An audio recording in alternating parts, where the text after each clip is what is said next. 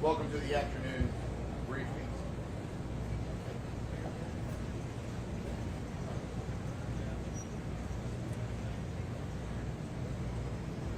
First speaker is going to be Miami-Dade County Mayor Honorable Daniela Levine Cava.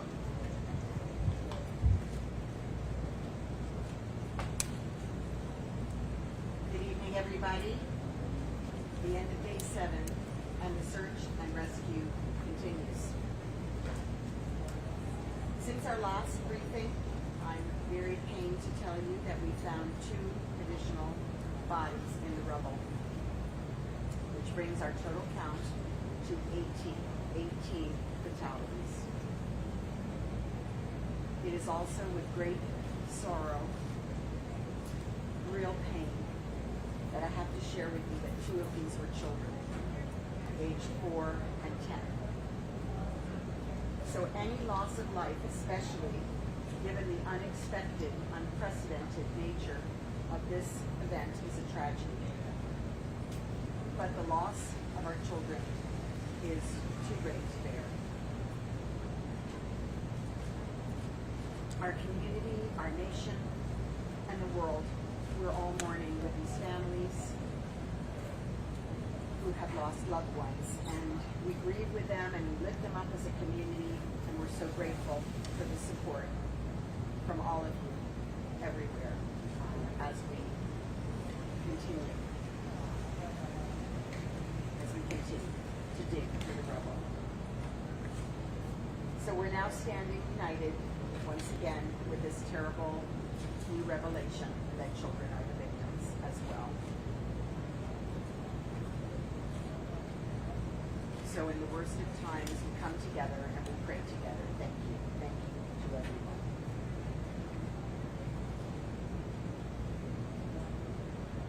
$139 people are now accounted for, and 147 are unaccounted for. Our detectives are continuing to verify each and every contact, each and every tip that is received about missing people. And I wanted to share a few other operational updates. As of 5 p.m. today, just passed, the National Hurricane Center released projections for a potential tropical cyclone 5. And as of right now, we don't anticipate impacts from this system right here. However, it's too early to detail any potential impacts for early next week. And so the storm is continuing to develop. We are closely monitoring its trajectory and progress. The Florida Division of Emergency Management Director Kevin Guthrie and Miami-Dade Office of Emergency Management and Deputy Incident Commander Charles Cyril will provide further updates on how Florida Department of Emergency Management and Miami-Dade County are working together to take all of the necessary steps to prepare for and manage this latest development. We've already moved swiftly and we've added resources to our operation in preparation for a possible storm event, and more resources and personnel are being deployed as we speak. It's truly a collaborative and comprehensive operation. You've all seen it, and over the past day, our footprint has expanded even further. Resources coming from the U.S. Small Business Administration. They're now deployed on the scene, and they're providing support to the families that have been impacted as well as businesses. I've spoken with our chairman of the commission, Pepe Diaz, and we've been working closely on several issues together, including the South Florida Water Management District, to make sure that they create the capacity to handle the amount of water given that the ongoing storms and the possible future storms headed our way. It's a phenomenal amount of water, you all know, and we need to make sure that we can handle it effectively. And I want to thank our National Institute of Standards and Technology, or NIST. The director from Washington, D.C., Dr. James Altoff, and his staff are here, as well as the Small Business Administration Public Affairs Specialist, Roberto Altadano. They're here today, and they are going to share some important announcements and updates with you. Thank you to the incredible team on the ground who are giving everything they have to this operation around the clock. Our gratitude is immeasurable, and so please let's continue to keep them, the victims, and the families and their loved ones in your thoughts and prayers. recordarles a todos la misión de búsqueda y rescate continua sin detenerse los últimos 7 días. Aquí estamos al final del 7º día. Desde nuestra última sesión informativa hemos encontrado 2 víctimas adicionales entre los escombros. Eso eleva nuestro número total de muertos confirmadas a 18. Es con gran dolor personalmente y pesar en el corazón que comparto que 2 de estas víctimas eran niños de 4 y 10 años de edad. Cualquier pérdida de vidas, especialmente de un evento catastrófico, es una tragedia. La pérdida de nuestros hijos es un dolor demasiado grande para soportar. Nuestra comunidad, nuestra nación y el mundo lloran con las familias de aquellos que hemos perdido. Lloramos con ellos y los levantamos como una comunidad unida por la pérdida, ahora unidos como nunca antes en los peores momentos, mientras oramos por todas las familias. Ahora tenemos 139 personas que están contabilizadas y 147 desaparecidas, ya que nuestros detectives continúan verificando todos los informes que hemos recibido sobre personas desaparecidas para proporcionar la última información disponible. También compartir algunas otras actualizaciones operativas. A las 5 de la noche ahora el Centro Nacional de Huracanes publicó proyecciones para el potencial ciclón tropical número 5. En este momento no se anticipan impactos de este sistema en todo el sur de Florida durante el fin de semana. Sin embargo, es demasiado pronto para detallar los impactos potenciales para principios de la próxima semana. Entonces, estamos muy alertas. La tormenta continúa desarrollándose y estamos monitoreando de cerca su trayectoria y progreso. Ya nos hemos movido rápidamente para comenzar a agregar recursos a nuestra operación en preparación para una posible tormenta. Y mientras hablamos, se están desplegando más recursos y personal. He hablado con el presidente de la comisión, Pepe Díaz, y hemos estado trabajando en estrecha colaboración en varios temas, incluido el Distrito de Administración del Agua del Sur de la Florida, creando capacidad para manejar la cantidad de agua, dadas las tormentas en curso y las posibles tormentas futuras que se avecinan. Gracias al increíble equipo sobre el terreno que está dando todo lo que tiene para esta operación, por favor continúe como siempre para la semana pasada, cada día, cada noche, manteniéndolos a ellos, a las víctimas, las familias, a todos sus seres queridos en sus pensamientos y oraciones. Gracias y buenas noches.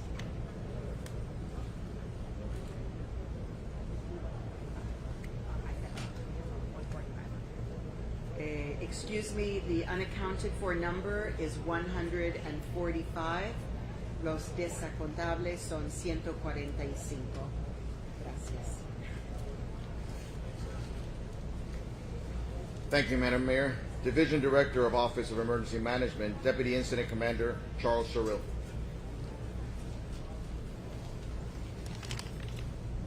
Good evening, everyone. I want to begin my update with some news related to potential Tropical Cyclone 5, currently in the Atlantic Ocean. Contingency plans for this incident have been developed should this system become a threat to Miami-Dade County. And as we move into hurricane season this year, I encourage all Miami-Dade County residents to download the Ready Miami-Dade app to stay informed of all the latest developments for the safety of both you and your loved ones. If you'd like more information on hurricane preparedness, please visit miamidade.gov/OEM. We'll continue to keep you updated and informed as the storm arrives closer and preparations change or develop. I also have above related information about the Family Assistance Center. So far, we've had 26 organizations assisting the families at the center, providing an array of services such as mental health, grief counseling, financial assistance, lodging, travel, and many other services. Today, we had 28 families that were served. We've also had over 8,000 people generously donate to the Support Surfside Fund. And we thank you for your generosity and your donations. If you'd like to make a financial contribution or sign up to volunteer, please visit miamidade.gov/emergency. As I noted this morning, this has been a unified effort with Miami-Dade County and our federal, local, private, and international partners. And we are in their gratitude. Thank you.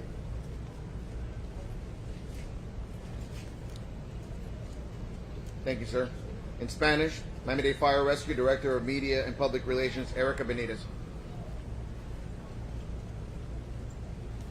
Muy buenas tardes. Quiero comenzar esta actualización con las últimas noticias sobre el Centro de Asistencia Familiar.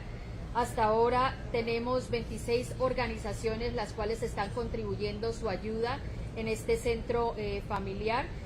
Uno de los servicios que están brindando son servicios de salud mental, consejería de luto, servicios financieros, alojamiento, viajes y muchos otros servicios, los cuales son tan necesarios en este momento tan difícil. También tenemos que más de 8,000 personas han donado generosamente al fondo de Support Surfside, y si quiere hacer una contribución financiera o inscribirse, les pedimos a todas las personas que estén buscando esta clase de servicios que visiten miamidade.gov/emergency. Como señalé esta mañana, este ha sido un gran esfuerzo unificado por parte de nuestros socios municipales, estatales y federales. Muchísimas gracias. Thank you, Erica. Representing the Florida Division of Emergency Management, Director Kevin Guthrie. Good evening. We continue to work with our local government and our federal partners. This afternoon, Chief Kaminsky asked that we go ahead and order up another Urban Search and Rescue Type 1 task force to come in and start making relief for the individuals that are already here on scene in preparation, and that was at my ask as well, in preparation for any tropical cyclone that may impact the state of Florida. You also know that this afternoon at 5 o'clock, the National Hurricane Center initiated advisories on potential tropical cyclone number 5. I had a call today with our chief meteorologist, her staff, and Director Ken Graham of the National Hurricane Center. We coordinated with the Hurricane Center to determine how this system will impact our state and how we can begin preparing for its impacts.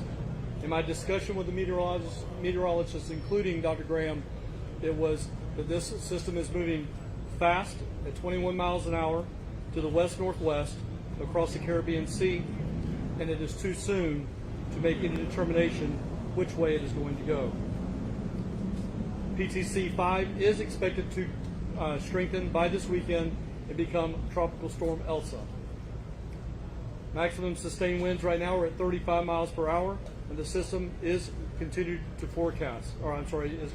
strengthen. At this time, impacts to Florida from this system are not expected through Saturday. We will continue to work with Miami-Dade and our federal partners to enhance our contingency plans for what we may need to do if there should be an impact to South Florida. But I reiterate, there is no impact to South Florida through Saturday. Our state meteorology team is actively monitoring the system in coordination with the National Hurricane Center, and they will continue to provide consistent updates throughout the day to personnel on the ground as well as myself.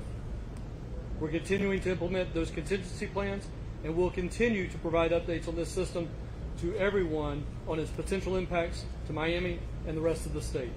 Thank you. Thank you, Director. The Director of the National Institute of Standard and Technology, Dr. James Olthoff.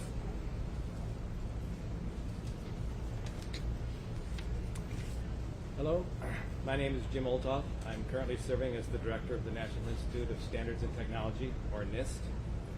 I'm here to let you know that I've established a National Construction Safety Team to investigate the June 24 collapse of the Champlain Tower South condominium. Our work will not interfere with any ongoing search and rescue operations. These remain the highest priority of everyone. This will be a fact-finding, not fault-finding, technical investigation. It will take time, possibly a couple of years, but we will not stop until we have determined the likely cause of this tragedy. NIST is a non-regulatory agency with over 50 years' experience studying disasters and failures caused by events such as earthquakes, fire, tornadoes, and terrorist attacks. What our experts learn from these events lead to better building codes, standards, and practices. So now I'd like to introduce Judy Matrani-Reiser, who is co-leading the NIST team on site.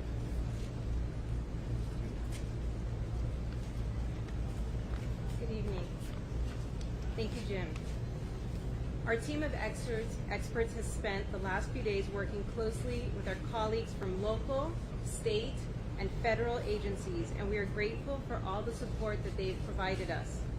Based on the information that we have collected, we are able to recommend a full technical investigation under the National Construction Safety Team Act. We will now establish a team to begin the painstaking process of collecting and analyzing any and all information that might help us determine the technical cause of failure.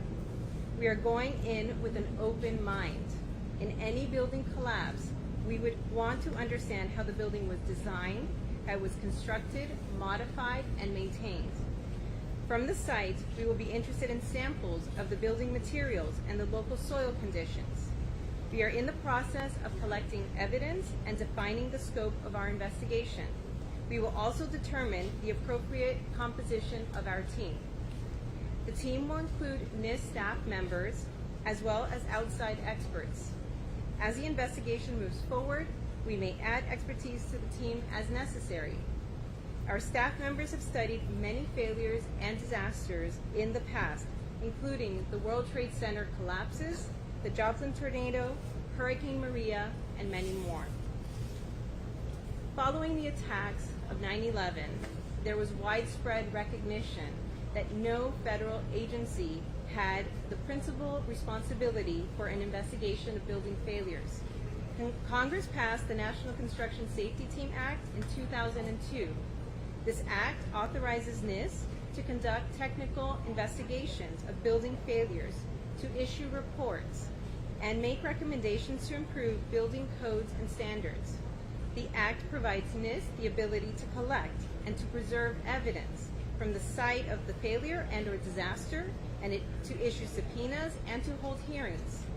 NIST investigative authorities are secondary to criminal or terrorist investigations, and as Jim has said, we will not interfere with the active search and rescue operations at the failure site. Buenas noches. Y el equipo de nosotros de expertos se ha pasado los últimos días trabajando muy bien integrados con nuestras colegas localmente, estatales y federales. Estamos muy agradecidos por todo el apoyo que nos han dado en estos últimos días. Basado en la información que hemos recopilado, puedo decirles a ustedes hoy que hemos hecho la determinación que podemos hacer una investigación técnica completa bajo the National Construction Safety Team Act. Ahora vamos a establecer un equipo y vamos a empezar el proceso de recopilar datos y evidencia en los próximos meses y años. Vamos a entrar en este proceso con una mente abierta. En cualquier evento como este de edificios que han colapsado, tenemos que entender no solamente cómo el edificio fue diseñado, pero también cómo fue construido, cómo fue modificado y cómo fue mantenido. En el proceso de recopilar esta evidencia, vamos a definir el extenso de nuestra investigación. También vamos a determinar el apropiado equipo que vamos a necesitar para completar esta investigación. Nuestros equipos y personas que trabajan conmigo hemos hecho investigaciones como esta en el pasado, incluyendo el colapso de las Torres Gemelas, el tornado de Joplin, el huracán María y muchos otros desastres. Nosotros nos vamos a pasar todo el tiempo que es necesitado para completar esta investigación, lo que se necesite para entender por qué falló el edificio. Como dijo el director de nuestra agencia, no estamos interesados en entender los culpables de esto, pero lo que estamos interesados en entender las maneras técnicas que falló el edificio. Muchísimas gracias. Can we get your name and the spelling title one more time? Just spell it. Sure. Judith Mitrani Reiser, Spell that, please. JUDITHMITRANI-REISER.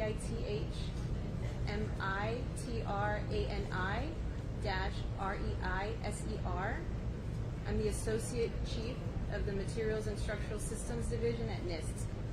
So much. Thank you, Dr. Altoff and Associated Chief. And now Public Affairs Specialist for the U.S. Small Business Administration, Roberto Baltodano. Thank you. Good evening. First and foremost, our heart goes out to everyone who has experienced a loss, whether it is physical, human, or material in terms of their goods, particularly to those families who today learned of the loss of their children. Recovering from disaster is not difficult. However, the SBA is here to help in the measure that we can, help in that process. And so today, the U.S. Business Administration announced that Florida businesses and residents, being homeowners and renters affected by these disasters, can apply for low-interest disaster loans from the SBA. SBA customer service representatives will be at the Family Assistance Center located at the Seaview Hotel, 9909 Collins Avenue in Bal Harbour, effective tomorrow starting at noon, 12 p.m., Monday through Sunday, basically. We're going to be there 7 days a week to provide a level of care and support that these families require and our business community needs at this time. Disaster loan outreach centers then will be open to provide one-on-one assistance to survivors, answer questions, and most importantly, guide them by the hand through the process of considering a disaster loan as means of their recovery. The declaration covers Miami-Dade County and the adjacent counties of Broward, Collier, and Monroe in Florida. Ante todo, deseo compartir el sentimiento que la alcalde Cava expresó al comienzo, que recuperarse de un desastre no es fácil, y mucho más es cuando se ha perdido tanto como es la vida humana, en especial la vida de niños. De manera que nuestro corazón va hacia todos los sobrevivientes y aquellas familias que han experimentado una pérdida, así sea material o en este caso de un ser querido. La Administración o la Agencia para el Desarrollo de Pequeños Negocios anunció hoy que los negocios afectados por este desastre y tanto los individuos, siendo dueños de casa o inquilinos, pueden aplicar para intereses de muy bajo interés vía federal a través de la Agencia para el Desarrollo de Pequeños Negocios. Agentes, representantes de la agencia de SBA van a estar en el Centro de Asistencia Familiar localizado en el Seaview Hotel, 9909 Collins Avenue, efectivo mañana a partir de las 12 del día. Este centro va a operar para ofrecer ayuda y asistencia individual a cada uno de los aplicantes para así sea obtener información o completar o considerar una aplicación para un préstamo de desastre. Esta declaración cubre los condados de Miami-Dade y los condados adyacentes de Broward, Collier y Monroe en Florida. Gracias. Thank you.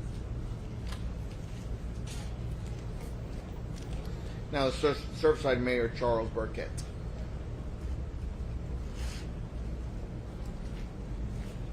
Good evening. As you may know, the town of Surfside has committed to pulling every shred of documentation related to the collapse of the Champlain Towers South and scanning it and getting it up on a website.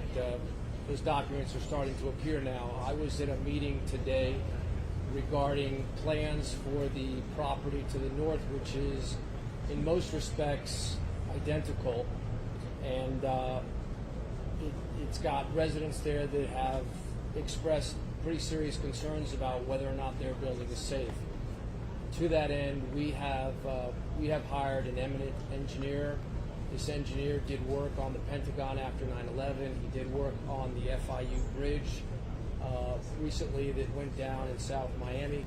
So he's been, now I was there in a meeting, he's poring over the plans for that building and expressing concerns about those plans in that they may not be complete. So what we're doing is we had the owners of that condominium in today, and I can say that up to this point they've been very cooperative and helpful. They've been providing us with information. I think that's something that NIST, who just spoke a little while ago, is probably going to want to take a look at, and we're going to be happy to work with them. But the bottom line is there are steps that we're going to be taking in conjunction with NIST and anybody else that wants to assist to develop a plan to ensure the residents who are living in that building that it is safe for them to be there. In the interim, we have arranged for alternative housing for anybody in that building that has a fear, and that is being funded through the supportsurfside.org site, which is a fabulous use of the money. I'm happy to say that I have had some experience with that site already, and the director who's doing the work for that site, and we're getting great results. The money's going out to a handful of nonprofits, dozens of families, and the help is being delivered. Lastly, I'd like to make an announcement for the governor. I was handed a document yesterday and asked to speak about it today. It's called Surfside Strength for the Champlain Towers First Responders and Community. The website is surfsidestrength.com, and that site is created for emotional support and assistance for families, first responders, and community support. It's a one-stop shop for emotional support or help for anybody that's feeling anxious or upset. You can go to that site, and they will be there to help you. Thank you. Thank you, Mr. Mayor. And our Creole translator, Donald Letterbourg. Bonsoir tout le monde. Jeudi, ça fait 7e jour depuis la tragédie a commencé. Et depuis là, nous n'avons pas là avec une mi-temps journée. Dans des combien nous arrivons à retirer 2 personnes qui mourent. Ça porte quantité de personnes qui mourent à 18 pour qu'on hier. Nous avons un peu de regret pour nous annoncer que parmi les gens, il y a 2 petits gens là-dedans. L'un a 4 ans, l'autre a 10 ans. C'est un pile regret lorsque nous connaissons la vie qui est perdue et parmi les gens, il y a des petits gens là-dedans. Pour le moment, nous sommes capables de dire que nous avons 139 personnes que nous connaissons qui là, mais il y a 145 personnes que nous pouvons connaître côté jusqu'au nia. De l'autre côté, nous avons surveillé le cyclone numéro 5 là, qui commence à avancer. Pour le moment, nous n'avons pas aucune prévision comment ça va lier en termes d'impact pendant le week-end. Mais il est trop bonheur tout pour nous annoncer comment ça va plier pendant ce semaine qui va venir. Mais pour le week-end, pas d'impact important que nous sommes capables de penser qu'il va arriver. L'Institut national norme avec technologie a annoncé qu'il y a ouvert une investigation sur le building là qui est tombé. Ça va permettre que nous fassions des éclaircissements possibles à partir de l'investigation qui va le faire. En dernier point, nous sommes capables de dire que l'équipe nous continue à travailler sur place. Nous remercions en pile pour le travail incroyable qu'elle a fait et pour être capable de porter contribution à notre tragédie pour nous sortir là-dedans. Merci en pile. Thank you, Mr. Larabor. We're going to open up for questions and answers, and I remind you again, please raise your hand. Once you're called upon, address who the question is going to be to or for, and then let them provide an answer. Sir, right here. For the chief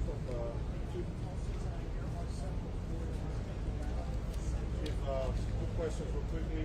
We're going up to over almost 200 hours since this horrible tragedy has happened. What's the status of the man? What's the morale of the man? And my second question, when will the second Mexican team be allowed to the site to be working along with the other Mexican team at the Israeli team? Well, your first question, morale is still high. We're working hard. As Kevin mentioned earlier, we decided we're making the transition in regards to demobilizing the federal assets coming through as well. I think it's important with how hard we're working. The time, it's over 200 hours, but there's 145 individuals still missing. So we'll continue to move forward and do what we do. In regards to the group, the Mexican group, where they're allowed to come. We said they would. I didn't meet them this morning, but they definitely can come in. We're incorporating different units to assist. So they're okay with you guys? I mean, they're working with you guys now? I guess I get clarification of who exactly we're speaking with. The topos. Yes, Topos. I was instructed that they were going to come here today at 10, and they never did. So. Thank you, Chief. Mike? So this, how do you make sure you coordinate so your work is not duplicative but additive to the work of local and state agencies? And to those who listen and say a few years perhaps is too long, that we need answers sooner, what do you say to that concern of people living up and down the coastline in continents? Sure. I'll answer the first question, and I think that everyone standing behind me has done a phenomenal job coordinating on site. We have gotten nothing but complete cooperation since we have been here. The efforts that are happening to make sure that there's coordination between the local, state, and federal levels is phenomenal. I am very proud to be working alongside everyone that is on site. For your second question, our job is to understand the building failure, and we are going to do that for as long as it takes. I understand the concerns from residents. That is not our jurisdiction to address those concerns, but instead we're working under our authorities to do the work that's ahead. And we're a scientific agency, and that is our job. Thank you, ma'am. We're going to go with Spanish media for one question.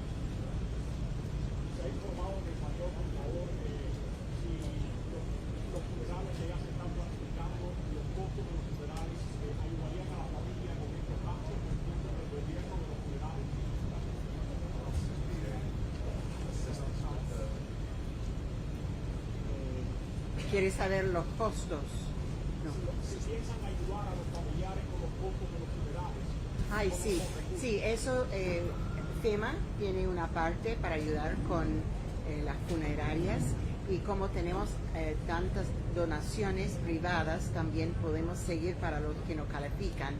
Entonces estamos uniendo todos los grupos que tienen fondos para arreglar exactamente cómo vamos a seguir. Gracias. Thank you, Madam Mayor. Ma'am? So I understand that, the storms off the coast, but even today we experienced massive water coming in. How is it impacting the search and rescue, and also what will you do if the storm gets closer? How would you handle the search and rescue scene, because it would be a lot of flying debris? Yes, well, I mean, definitely the inclement weather affects, the job that we're doing. It just compounds and makes it more difficult. We're still definitely moving forward. Delaying, we're making progress in regards to our search and rescue, but it's going to be still a lengthy process. The water itself, it hasn't impeded in areas where we're at, so we're not having to pump anything like before in the lower part of the garage, but it's definitely difficult. Over here, sir. Chief, can you say the two victims, the children that were found today, they were related? And also, if there's anything about today's discovery as far as the way you've been searching that was different that allowed you to find the two victims? No, first I couldn't say if they were related, but our process is our process. So I mean, this is what we've been doing in regards to delaying and again just the impact. The debris, what we're encountering, it's a lengthy process. It's a difficult process, but we just continue with that, and we were fortunate to recover and unfortunately deceased. New area today that you were able to get into? We're focusing all throughout. So as I've always stated, we had the rescue grids, and we continue to focus throughout the rescue grids. So we're delayering the debris, hopefully floor by floor. So as we go through, nothing's changed in regards to what we're looking for. When we come across voids, when we come across certain aspects, that's where we'll tunnel through. We try to expand to see, if we find a void space where we could find a victim, that's alive. Thank you, Chief. Last three questions. We're going to go here. One. In relation to the investigation, there were people who were inside that building who complained about new structures going up around them and how that impacted that building as far as cracks and the process of exploding to build that new building. Is this investigation going to include how other structures going up around older buildings can impact them? In addition to that, on the second half of that question, are city and county officials considering new regulations when it comes to the impact of other buildings going up and how it could impact other buildings? So I can answer the first question. I'll let someone from city or county answer the second part. But related to the first part, we will be looking at everything. We will be looking at the site conditions, we will be looking at the structure itself, and environmental conditions that may have affected the structure. So our plan is to collect all of that information, aggregate it, do our analysis, and then provide results and recommendations when we're done. Thank you. We're going to go with the last two questions. Man over here, and Carlos will end it with you.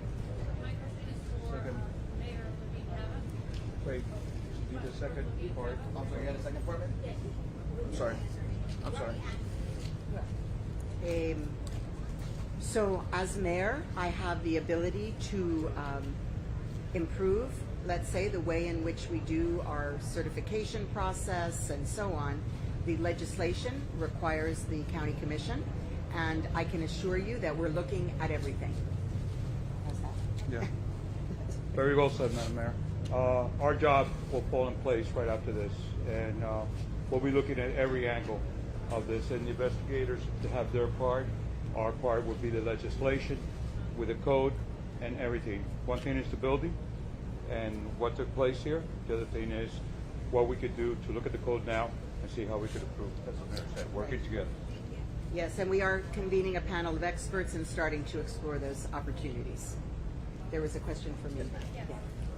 I have a two-part question, if I may. One, I'm not sure if privacy issues are a concern here, but is there anything more you can tell us about the two young children that were found today? And my other question is, I'm a reporter from Canada. We know that there are a number of different countries where people are here. Do we have an idea of how many different countries people who are missing are from? Is there a number or anything like that going on?